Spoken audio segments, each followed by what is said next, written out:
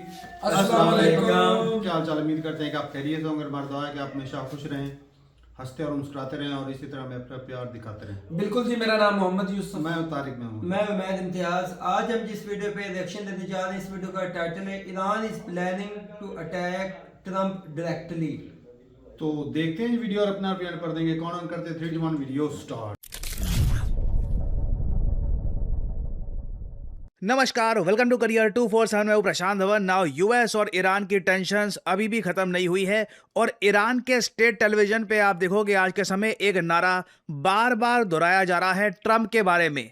इस नारे में ये लोग कह रहे हैं कि इस बार गोली का निशाना नहीं चुकेगा, the bullet won't miss this time. यहां पे आप देख पाओगे, this time bullet won't miss target, Iran issues chilling warning to Donald Trump. इन लोगों ने साल 2024 में जो डोनाल्ड ट्रंप पे एक अटैक हुआ था, डोनाल्ड ट्रंप मरते मरते बचे थे, एक गोली चलाई गई थी इन पर, बिल्कुल वो गोली इनके कान से होकर निकली, कुछ खून भी निकला था इनका, कुछ ही इंचेस से डोनाल्ड ट्रंप मरते मरते बचे थे। और अब ईरान में हम देख रहे हैं कि जो इनका स्टेट टेलीविजन है लगातार ये फुटेज एयर कर रहा है और पोस्टर्स भी ये लोग दिखा रहे हैं जहां पर ईरान की आम जनता पोस्टर होल्ड कर रही है और वहां पर लिखा हुआ है कि इस बार निशाना नहीं चुकेगा। नाउ जो ये वीडियो है ये मैं आपको दिखाना चाहता हूं क्योंकि इससे आप समझ पाओगे कि कितनी ज्यादा एनिमिटी है आज के समय ईरान में यूएसए के प्रति। इधर आप देख सकते हो, ये आज के समय प्रो गवर्नमेंट प्रोटेस्ट निकल रहे हैं इन ईरान।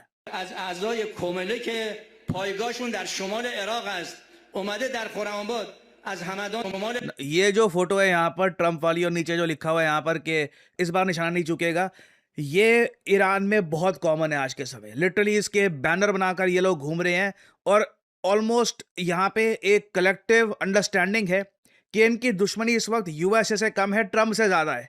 क्योंकि ट्रंप से पहले किसी भी प्रेसिडेंट ने इस तरीके से ईरान को धमकियां नहीं दी थी, ईरान पर बॉम्बिंग नहीं करी थी जैसी ट्रंप ने करी है। और ट्रंप खुलकर यह भी कहते हैं कि मैं इजराइल का सबसे बड़ा समर्थक हूं, इजराइल के लिए सब कुछ करूंगा। तो ईरान में ना आज के समय आप कह लीजिए एक जेन्युइन जुनून है कि ट्रंप का कुछ करना है। और पर्सनली आप अगर मुझसे पूछें, सबसे बड़ा खतरा ग्लोबल पीस को यही है कि मान लीजिए, भगवान ना करे, मान लीजिए ट्रंप पर कोई अटैक हो जाता है और ट्रंप वो अटैक झेल नहीं पाते और ट्रंप मर जाते हैं या फिर बुरी तरीके से इंजर हो जाते हैं।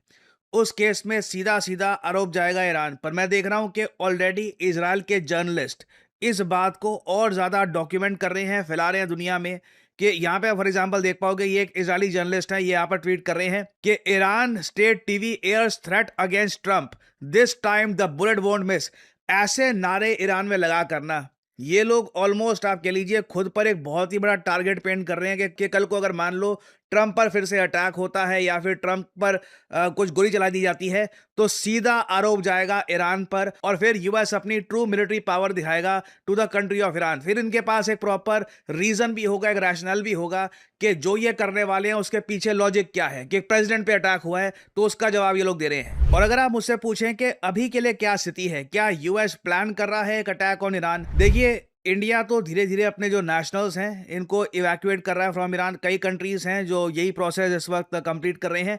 बट अभी के लिए फॉर द टाइम बिंग लग रहा है कि कुछ एक अंडरस्टैंडिंग डेवलप हो गई है कि यूएस इमीडिएटली अटैक नहीं करेगा ईरान को। चाइना की तरफ से भी मैं देख रहा हूं कि लगातार ये रिपोर्ट आ रही है कि बहुत सारे मिलिट्री ट्रांसपोर्ट एयरक्राफ्ट ये भेजे जा रहे हैं ईरान में। चाइना क्लियरली ईरान का जो एयर डिफेंस सिस्टम है इसको थोड़ा सा और इंप्रूव करने का प्रयास कर रहा है। और सबसे ज्यादा मैं कहूंगा कि सेटबैक यूएसए को मिला है सऊदी अरेबिया और टर्की से। दोनों कंट्रीज ने कह दिया है कि ये यूएसए की जो स्ट्राइक्स होंगी ऑन ईरान उसका समर्थन नहीं करेंगे। अपना एयर स्पेस या किसी भी टाइप की इंटेलिजेंस हेल्प ये यूएस को प्रोवाइड नहीं करने वाले। यहाँ पे आप देख पाओगे सऊदी अरेबिया ने कैटेगोरिकली यूएसए को यह कह दिया था कि Saudi territory of limits for US action against Iran. ना इसके पीछे एक जियोपॉलिटिकल मूव भी है। मान लीजिए हाइपोथेटिकली स्पीकिंग, सऊदी अरेबिया की टेरिटरी से लगातार यूएस अटैक करता है ईरान को। ईरान कहता है कि ठीक है, अब हम मिसाइल बरसाएंगे पूरे सऊदी अरेबिया पर। उस केस में क्या होगा कि पाकिस्तान के साथ जो इनका डिफेंस पैक्ट है ये एक्टिवेट हो जाएगा और सिचुएशन बहुत ही ज्यादा कॉम्प्लिकेटेड हो जाएगी। एक ऐसे देश के अगेंस्ट सऊदी अरेबिया को अपना डिफेंस पैक्ट यूज करना पड़ेगा विद पाकिस्तान, जिसके अगेंस्ट ये लोग अभी के लिए यूज करना चाहते नहीं है वो डिफेंस पैक्ट। पाकिस्तान के साथ जो इनका डिफेंस पैक्ट है ये प्राइमरली यमन के लिए बिल्ड किया गया है। बट इस बार हमने देखा कि ना सिर्फ सऊदी अरेबिया, सभी गल्फ स्टेट्स, इसमें देखिए यूएई आता है, कतर आता है, वेरियस कंट्रीज हैं, सबने कैटेगोरिकली डोनाल्ड ट्रंप को यह कह दिया था कि ईरान पर बॉम्बिंग मत करना। इवन टर्की जो एक नेटो कंट्री है, इसने भी कह दिया था कि ईरान पर इस बार बॉम्बिंग मत करना, इससे एक मेजर कॉन्फ्लिक्ट स्टार्ट हो सकती है जो कई महीनों तक नहीं रुकेगी। और गल्फ स्टेट और टर्की और मैं कहूंगा इवन बाकी जो जियोपॉलिटिकल प्लेयर्स है रीजन का, सबका रिएक्शन देखकर यूएस काफी डिसअपॉइंटेड लग रहा है। प्राइमरली लिंडजी ग्रैम, मैं कहूंगा यूएसए में जो आज के समय सबसे ये प्रो वॉर सेनेटर हैं यूएसए के, डोनाल्ड ट्रंप को कॉन्स्टेंटली इन्होंने ही कहा है कि वेनेजुएला पे अटैक करो, ईरान पे अटैक करो, मिलिट्री का यूज करो। ये भी रिसेंटली काफी निराश दिख रहे थे और इनके एक्सप्रेशन से मैं पढ़ पाया था कि लगता नहीं है कि इस बार यूएस अटैक कर पाएगा ईरान को, at least for the time being. I mean देखो, अगर इस सब के बावजूद यूएस सोचे कि एक बार को एक रिस्क लेकर देखते हैं, देखा जाएगा क्या होगा, ये एक अलग केस है। बट ओवरऑल लिंडजी ग्रैम के जो हाव भाव है, इससे साफ साफ लग रहा है कि यूएस अभी के लिए कह रहा है कि जब हम कुछ करेंगे तो बड़ा करेंगे, छोटा करने का क्या फायदा। President Trump's resolve is not the question. The question is, when we do an operation like this, should it be bigger or smaller? I'm in the camp of bigger. Time will tell. I'm hopeful and optimistic that the regime days are numbered. तो ये कह रही है कि मैं उम्मीद रखता हूं कि रजीम के दिन कुछ ही मतलब समय के बचे हैं। सो ओवरऑल यहाँ पर यूएसए की एक हार हुई है अगेंस्ट ईरान। ये लोग कोशिश कर रहे थे कि प्रोटेस्टर्स का साथ देकर या फिर एक तख्ता पलट कुछ कर देंगे, ऐसा कुछ लगता नहीं है कि हो रहा है। प्रोटेस्ट काफ़ी हद तक कुचल दिए जा चुके हैं इन ईरान, हज़ारों लोग मारे गए हैं और अगेन प्रो ईरान रजीम प्रोटेस्टर्स भी बहुत सारे हैं जो सड़कों में आ गए थे। और अभी के लिए यूएस को जगह नहीं दिख रही, इनको रूम नहीं दिख रहा कि कहाँ से ईरान में तख्ता पलट करे। तो अभी के लिए ये वेट करेंगे, परहैप्स अगले साल या कुछ महीने बाद हो सकता है कि फिर से पूर्ण प्रयास करे ईरान में तख्ता पलट करवाने का। ये मैं कहूँगा बैटल अभी के लिए ऐसी है कि यूएस पीछे हो गया थोड़ा सा, बट वॉर अभी खत्म नहीं हुई है। The war is not over yet. और अगर आप में से कुछ लोग मुझसे ये सवाल पूछना चाहते हैं कि क्या इजराइल ने एक न्यूक्लियर टेस्ट कंडक्ट किया है या नहीं किया, तो इसकी देखिए रिपोर्ट्स हर जगह पब्लिश हो रही हैं, इजरायली मीडिया में, यूएस मीडिया में, इंडियन मीडिया में, क्योंकि अचानक से जो एक न्यूक्लियर साइट है इजराइल की, इजराइल में एक डेजर्ट है, रेगिस्तान, नेगेव डेजर्ट, यहाँ पर 4.2 मैग्नीट्यूड का अर्थक्वेक देखा गया। यूजुअली यहाँ पे अर्थक्वेक ना के बराबर आते हैं और एक ऐसे टाइम में जब इजराइल और ईरान की टेंशन पीक पे है, सडनली ये ऐसे ट्रेमर्स आते हैं, तो इससे एक मैं कहूँगा प्रोबेबिलिटी बिल्कुल बनती है कि शायद इजराइल ने एक न्यूक्लियर टेस्ट किया है almost as a threat to Iran, कि अगर हम पे प्रीएम्प्टिव स्ट्राइक कर दिए तो हम लोग न्यूक्लियर वेपन्स लेकर यहाँ पर बैठे हैं। इस पे आप देखोगे दर्जनों आर्टिकल्स पब्लिश किए जा रहे हैं कि did Israel conduct a nuclear test, earthquake in Negev desert near Dimona, sparks buzz amid Iran crisis. तो इस टॉपिक से रिलेटेड देखिए अभी डेवलपमेंट्स आती रहेंगी। आई बिलीव ये इशू अभी खत्म नहीं हुआ है, बस कुछ समय के लिए ठंडा हुआ है और कहीं ना कहीं मेरे हिसाब से यूएस अब टर्की और सऊदी अरेबिया और जो बाकी एक कंट्रीज हैं गल्फ रीजन के, उनके रिगार्डिंग भी एक अलग स्ट्रेटजी बनाएगा, क्योंकि यूएस को उम्मीद थी नहीं कि जब बहुत इंपॉर्टेंट टाइम आएगा ये सभी कंट्रीज कहेंगे कि नहीं, हम आपका साथ नहीं देने वाले ईरान को अटैक करने के लिए। तो आई बिलीव आने वाले टाइम में यूएस अपनी स्ट्रैटेजी रिकैलिब्रेट करेगा, बदलेंगे, ये लोग नए प्लान्स लेकर आएंगे और इवेंचुअली बिल्कुल इसी साल या अगले साल यूएस ईरान को अटैक तो जरूर करेगा। कुछ अपडेट्स आती हैं तो मैं आपके लिए अपडेटेड वीडियोस लाता रहूंगा। और फाइनली यहाँ पे मैं एक क्वेश्चन पूछूंगा आप लोगों से, हाल ही में वो कौन सा देश है जिसने अनवील किया है ऑफिशियल लोगो और वेबसाइट ऑफ ब्रिक्स प्रेसिडेंसी 2026? ये है यहाँ पे आपकी ऑप्शंस, ब्राजील, रशिया, चाइना या फिर इंडिया। कमेंट सेक्शन में करिए उत्तर। जो लोग देंगे सही आंसर उनकी कमेंट को मैं दे दूंगा हार्ट, ताकि बाकी लोग समझ पाएं कि सही उत्तर क्या है। एक बहुत ही इंटरेस्टिंग फैक्ट ये है कि आज के समय लोग बात बहुत करते हैं डेटा की, आर्टिफिशियल इंटेलिजेंस की, मशीन लर्निंग की, कि आपको पता है कि इतनी जॉब्स आ गई हैं मार्केट में, लोग लाखों रुपए अर्न कर रहे हैं, 10 लाख रुपए अर्न कर रहे हैं साल का, 15 लाख रुपए अर्न कर रहे हैं एक्सपीरियंस के बाद। बट रियलिटी ये है 95% इन लोगों को पता भी नहीं है कि डेटा में, मशीन लर्निंग में, एआई में करियर बिल्ड करते कैसे हैं। How do you even start? क्योंकि इसका रोड मैप आसानी से अवेलेबल है नहीं। बट करियर 247 में हमने ये संकल्प लिया है कि हम भारत के यूथ को प्रॉपरली स्किल करेंगे, और इसीलिए global brand PwC, which is arguably one of the most famous brands, Fortune 500 company है, गूगल करिएगा इसके बारे में। PwC और करियर 247 मिलके आपके लिए लेके आए हैं data science and machine learning with generative AI course. ये विदाउट अ डाउट भारत का सबसे ज्यादा future ready data science course है। अब आपका सवाल आएगा फ्यूचर रेडी से क्या मतलब है। देखिए, ये कोर्स करने के बाद आपको बिल्कुल ये सर्टिफिकेट्स मिलेंगे NASSCOM, PwC, करियर 247 के, but at the same time इस कोर्स में आपको बताया जाएगा कि किस तरीके से डेटा साइंस की दुनिया में अपना करियर बिल्डअप करना है, कैसे अपना रेज्यूमे आपको तैयार करना है, कैसे कंपनीज को अप्रोच करना है। और आप अगर वैसे ये जानना चाहते हैं कि ये कोर्स करने के बाद आपकी करियर की ट्रैजेक्टरी कैसी हो सकती है, आपके पास ये कोर्स कंप्लीट करने के बाद ऑप्शन होगा कि आप एक जूनियर डेटा साइंटिस्ट बन सकते हैं। नाउ फ्रैंकली मैं आपको बताऊं, जूनियर डेटा साइंटिस्ट की अगर सैलरी की मैं बात करूं तो साल के 4 से लेकर 7 लाख रुपए वो अर्न करता है पहले 1 से लेकर 2 सालों में। एक बार आपके पास 2 से 3 साल का वर्क एक्सपीरियंस आ गया तो उसके बाद सीधा 7 to 9 लाख या फिर उसके बियॉन्ड भी आपकी सैलरी हो सकती है। शुरुआत होगी आपके करियर की as a junior data scientist, senior data scientist and so on. ये है आज के ज़माने की न्यू एज जॉब्स। ये जॉब्स ना सिर्फ भारत में, US में, यूरोप में, हर जगह अवेलेबल है। अगर आप एक अच्छे डेटा साइंटिस्ट है, दुनिया में हर जगह हर कंपनी आपको वेलकम करेगी, हर जगह आपके लिए वैकेंसीज ओपन है if you are good at your job. तो आपको करना यहाँ पर सिंपली क्या है, सिंपली इस वीडियो के कमेंट सेक्शन में जाइए, लिंक आपको मिल जाएगा, ये लिंक ओपन करिए, यहाँ पे अपने डिटेल्स डालिए, कोड यहाँ पर जरूर एंटर करिए PD10, ताकि ये कोर्स डिस्काउंटेड प्राइस पे आप परचेज कर पाए, नहीं तो आपको हायर प्राइस में ये कोड ऑफर किया जाएगा। So no matter what anyone says, use the code PD10 to get the maximum discount possible, और आप अपनी जर्नी जेन्युइनली स्टार्ट कर सकते हैं। शॉर्ट्स, इंस्टाग्राम में बस ये AI डेटा साइंस के बारे में मत सुनो, वर्क ऑन योर स्किल, अपने आप को अपस्किल करिए, जॉब रेडी खुद को बनाइए और start your career in data science. और इसी नोट के साथ ये है वीडियो का अंत। Thank you for listening and as I always say, may the gods watch over you.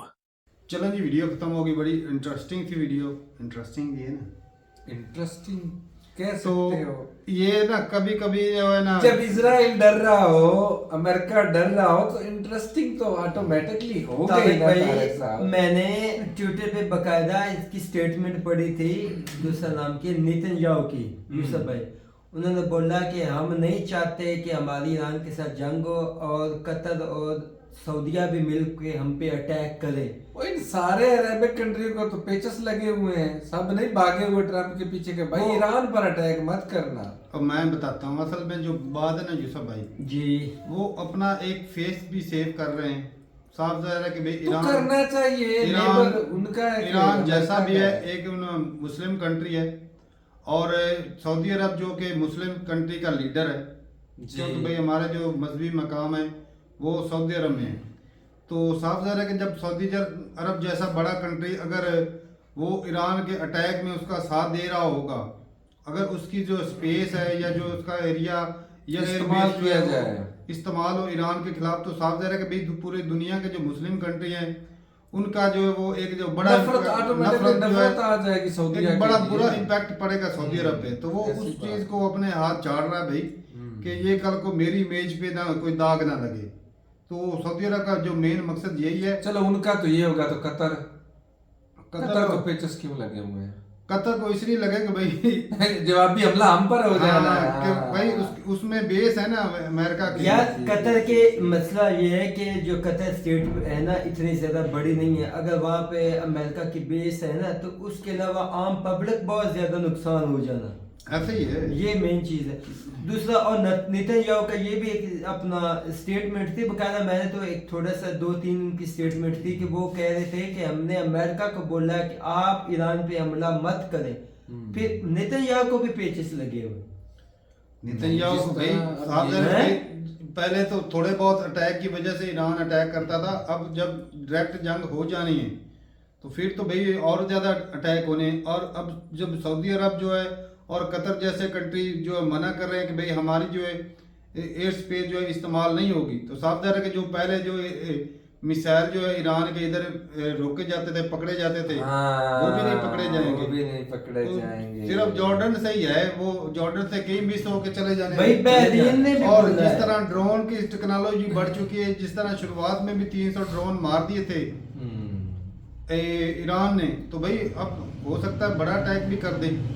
लेकिन इस बात जो है ना सिंपल सी कि भाई अब जो सूरत हाल पैदा हो गई ना, कि जिस तरह जो सबसे बड़ी जो ईरान के लिए अच्छी जो चीज़ हुई है ना, कि जो जो सरकार के जो प्रो थे लोग, वो भी प्रोटेस्ट करने के निकल गए, जो खिलाफ कर रहे थे उनके खिलाफ।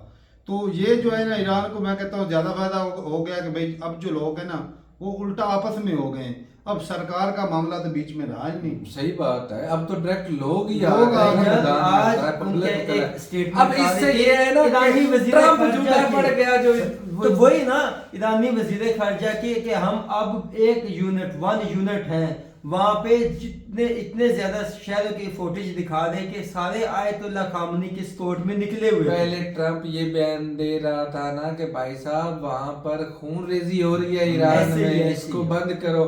हालांकि वो प्रोपोगंडा कर रहा था, तो पब्लिक ने बाहर निकलकर अपनी हुकूमत का साथ देकर ट्रम्प को झूठा साबित कर दिया भाई। तो अच्छा बहुत अच्छा एक step और भी लिया। चीज है जी। जो सॉफ्ट पावर, अगले दिन भी मैंने बात की ना कि भाई उनकी सॉफ्ट पावर है, तो जो ये जो है ना वो शाह है क्या जो हाँ, हाँ। बनना चाहता है रजा शाह, हाँ, तो अगर वो छोटा सा भी बयान देता है ना तो उसके मिलियंस में जाते हैं व्यूज। तो मतलब ये कि भाई इनको झूठो और प्रमोट किया जा रहा है वहां जो से। इंस्टाग्राम की जो चैनल्स हैं वो उसको प्रमोट करते हैं, लेकिन कि प्रमोट ज्यादा से किया वो ज्यादा- फायदा नहीं मिला। तो बात उनका तो मकसद यही है तो कि भाई एक दफा बुरा नहीं फेमस है तो वो। कर दिया ना, फेमस तो हो गया, इसमें हैं? तो कोई दो नहीं कि रहा भाई है। ये बंदा पावर रखता है बनने के।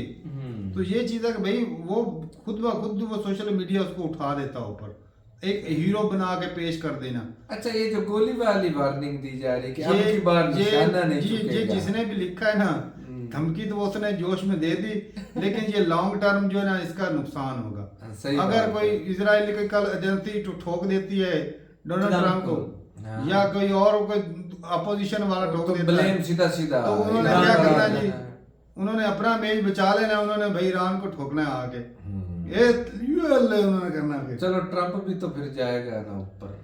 नहीं ऊपर जाने जाना लेकिन अब ये कि जिस तरह की स्टेटमेंट आ रही है, अब आपको क्या लगता है कि अब ये और इस कोई और नया नहीं, ये चार ठंडे- बोलेगा ये कि ठंडे रुक बक्से जाएगा, में। कि चीजें अब रुक गई। अब कुछ महीनों बाद या हो सकता है साल बाद ये फिर कोई ना कोई नया प्रोपोगंडा लाएंगे ईरान अब के ईरान नहीं तो इसको बेशक- दबाने के अब लिए। ईरान नहीं तो ग्रीनलैंड से ही भाई, हाँ ये बात है, उन्होंने रुख उसके बदलना। तरफ को थोड़े हैं, उसके काम थोड़े हैं, ठीक। बहुत उसके मिशन तो बहुत पूरी लंबे दुनिया चौड़े। है, कहीं भी खराबी कर सकता तो है। भाई अभी जो है मैं कहता हूँ वो जिस तरह यूरोप भी इकट्ठा हो गया, मैं कहता हूँ उधर भी नहीं जाएगा डोनाल्ड ट्रम्प। ऐसे ही जो सूरत हाल चल गई ना, अब जो है ना ये जितने अरसा हो गया ना धमकियां देते देते, इतने में ये कर जाता ना हो तो आज तक इसने हासिल कर लिया। तारक भाई, यूसुफ भाई अपनी जगह पे ऐसे वो ही। कहते हैं कि जितना ये अमेरिका ताकतवर सारी दुनिया से भेड़ सकता है, जो आपका बयान है ना मेरे हिसाब से वो भी मेरे हिसाब से वो भी ठीक है। जो आप कहते हैं कि जो डैमेज ट्रम्प ने अमेरिका का किया है ना वो आहिस्ता आहिस्ता दिखना नजर आ गया, चाहे जितने ताकतवर यूसुफ हो। हाँ नजर आ रहा है ना। एक जब आपकी बेएतमादी जब वो चीजें यार, नजर आती है असल ना, में ना अब दुनिया के आप साथ- कहते थे ना ये वही यार दुनिया के साथ चलना है उसने, लेकिन उसने ये भी दुनिया को दिखाया है कि मैं भाई जहां चाहूं जो चाहूं मैं कर सकता हूं, मैं पावर रखता हूं। वो ठीक उसने है ये आपकी दिखाया है दुनिया को कि नहीं दिखाया है। ये पिछले चंद दिनों में उसने अपनी पावर को जाहिर किया है, पहले तो सिर्फ बयानबाजी अच्छा, में और, था। और भाई पता है क्या, कई लोग जो होंगे खुश होते होंगे कि भाई ईरान को पहले अच्छा है ना। ये अगर अमेरिका इस तरह आके बैठ गया ना सर पे, तो कल को भाई साहब सबको खतरा नहीं, इस पूरे खित्ते में खतरा इंडिया भी दूर नहीं होगा फिर उनसे। साफ है भाई के वैसे तो कोई भी सेफ नहीं है। खटकता तो है इंडिया भी, उसके गले की हड्डी तो अच्छा बना हुआ ये है। देखें मैं ना आज नहीं तो 10 साल बाद फिर वो- इनका आपस वही में- वही मजबूर। मैं- हाँ, यूसुफ आज भाई- उसकी बारी, कल मेरी बारी। यूसुफ भाई मैं तारक भाई को इस वीडियो से ना पहले कुछ ऐसी बातें बता रहा था कि ये जो आजकल ना ट्विटर पे चल रहा है, आयशा रजब है लिबिया के जो थे ना लेट मोहम्मद कजाफी, उनकी बेटी, उनकी कल स्टेटमेंट आई थी। उसके बाद ये मतलब कतर के और इनके जो मिनिस्टर हैं वो आपस में मिले हैं सऊदीया के दान के, उनकी इसकी स्टेटमेंट गए थे अब भी आप संभल जाए तो आपके लिए बेहतर हो, ये ना हो कि मेरे बाबा की तरह आप भी हर जगह जलील हो जाए। यानी कि उसने अरबियों को बोला सही बात है भाई, इकट्ठा होना पड़ेगा, हाँ जी। नहीं तो भाई पहले जाएंगे, एक एक करके पहले जाएंगे, एक एक करके पहले। तो ठीक है भाई, अपनी राय जरूर बताइएगा कमेंट सेक्शन में। मिलते नहीं मिलेगी साथ, तब तक के लिए इजाजत दें। अल्लाह अल्लाह हाफिज।